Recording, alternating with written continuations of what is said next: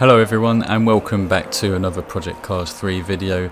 In today's tuning tutorial I'm going to explain to you all the different parts underneath the suspension tab when it comes to tuning a car, what differences do they make and how they can affect your own driving style and performance depending on the car which you are in. So starting off, we have front and rear camber. What is camber about? Camber relates to the amount of degrees that the tyre is actually perpendicular to the road. So if you think of the tyre a bit like a brick that you have on a floor, the degrees, let's say if we have it at 0 or 0.5 degrees, that means that basically the bottom of the tyre, the very bottom of it, is in completely flat across the floor underneath it. So the reason why people would ever want to have close to 0 degrees camber is if they wanted the maximum amount of tyre contact on the road whilst driving in a straight line. So you'd think, oh, that's quite easy. In that case, we'll just have it to the closest to 0 that we can have, in this case 0.5 and 1.0. But that's not the case, because in Project Cars 3, guess what? We have race tracks, so you need to go around corners. And when we are turning a car, what happens is, as we are turning the car, the tyres actually tend to roll over a fair bit. So this is why we need to set up the camber, basically the wheels and the tyres, at the right degrees so that when we're cornering, whilst they're cornering, they still have as much contact with the road underneath them as possible. Now unfortunately in this game there's no real way to tell or test with live telemetry on whether or not you're close to 0, i.e. maximum contact. But just using some common sense from the previous Project Cars games, and obviously Forza Motorsport, which I've got a lot of experience in, what I find that if the default here is -3 and -3.5 degrees, what I'd prefer to do is put this to -2 and put the rear camber to -1.5. So this is a typical setup that you would find quite often for rear-wheel drive cars that have a front engine.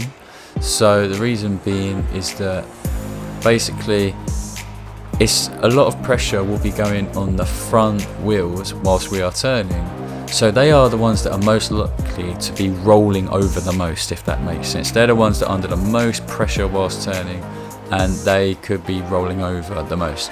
So to counteract that, we just make it a bit more slanted by default compared to the rear camber, and then in turn, when we're driving, they should be close to perfect contact across the road. So that's camber done. Onto toe, a lot simpler to understand. Basically, instead of camber, which is about how much contact the bottom of the tyre has with the road, the toe is how much angle the front of the wheels have. So if you try and think of a car, you're looking on top with a bird's eye view, you're looking down on the car and you can see the tyres. The angle is about, are the tips of the tyres, like the toes of them, are they pointing inwards towards each other, which would be -degrees, or are they pointing outwards from each other like a V shape, which is +degrees? The difference this makes in your driving is that +degrees basically makes turning happen a lot sooner, it's a lot more responsive.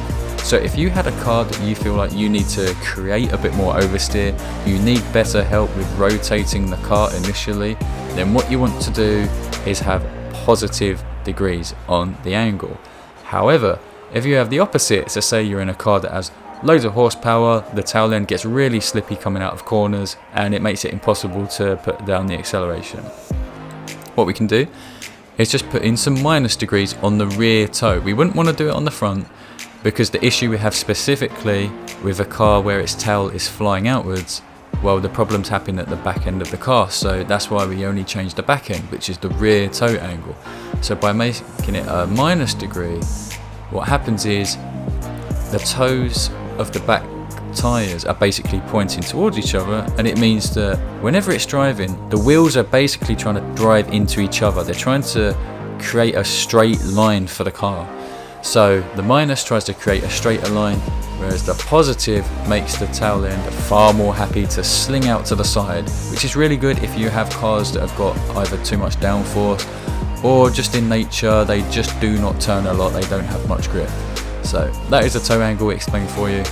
And finally here we have the front ride height and the rear ride height. So it's very simple, guys. Typically you just want to have it as low as possible, which we do here. So on the GT86 it's 100mm from the floor, and the rear ride height is 110mm from the floor. I have not changed this any differently. I just find that the lower you can have it, the better. But you want to be careful, because on some tracks the bumps are a lot higher than you think, and when you crash into them they might make your car bounce or they just unsettle. So what you want to do is test it around each track to see if it works for you.